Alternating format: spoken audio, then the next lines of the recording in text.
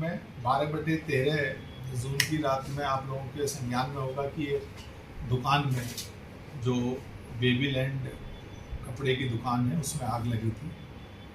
शुरुआती ये लग रहा था कि शायद एक्सीडेंटल फायर है, लेकिन जब उसकी गहराई से जांच की गई और जो दुकान के मालिक हैं उनके द्वारा भी सक्रियता निभाई गई इसमें, तो कुछ फुटेज प्राप्त हुए।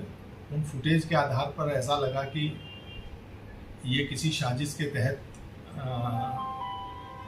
आग लगाई गई है, ना कि वो एक्सीडेंटल लगी है। जब उन सभी फुटेज का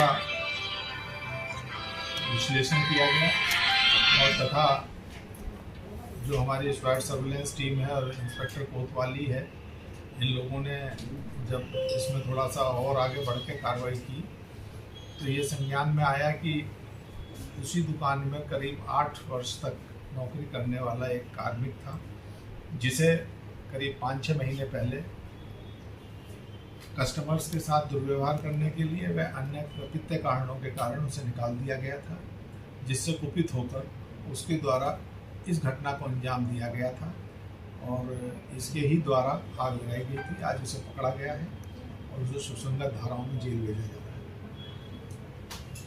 सर, एक और मामला था, क्या मामला? 23/5 को थाना सैदपुर क्षेत्र में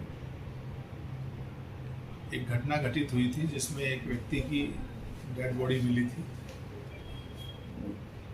तत्समय परिजनों द्वारा जमीनी विवाद दिखाते हुए 5 लोगों को नामजद किया गया था, जो उन्हीं के पट्टीदार थे। जैसे ही मुकदमा पंजीकृत हुआ था, उन सभी लोगों को जब तलाश की गई जिनके खिलाफ लिखाया गया था, वो सभी अपने अपने घर पर सोते हुए मिले। तो प्रथम दृष्टया ये संदेह हुआ कि शायद घटना जिस तरह से FIR लिखाई गई है उससे ना होकर उससे कुछ भिन्न तथ्य हैं।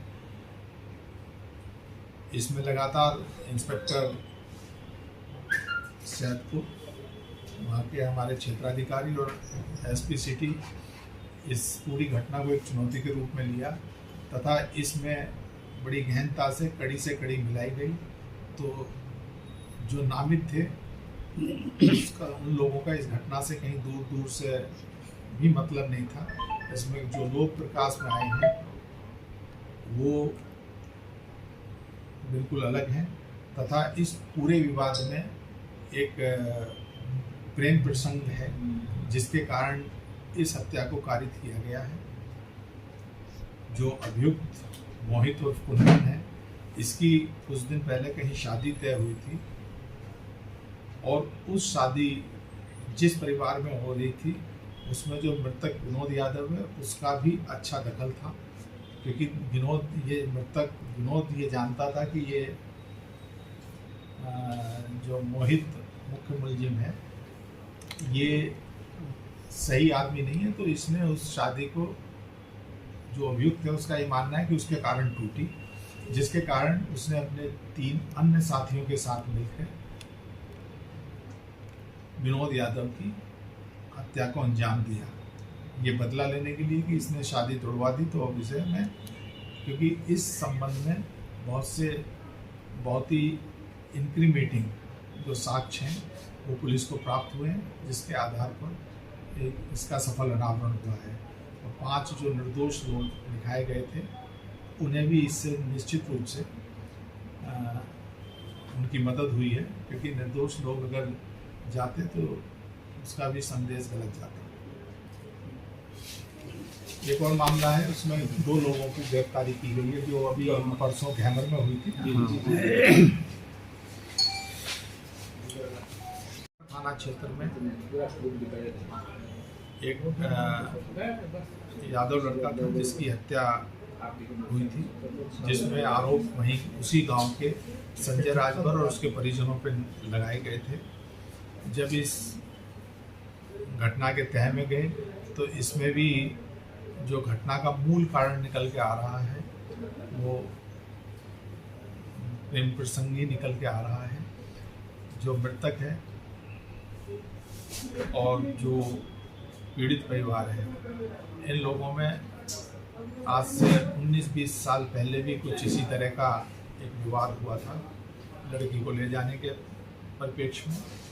उस समय वो सब चीज़ें संभल गई थी।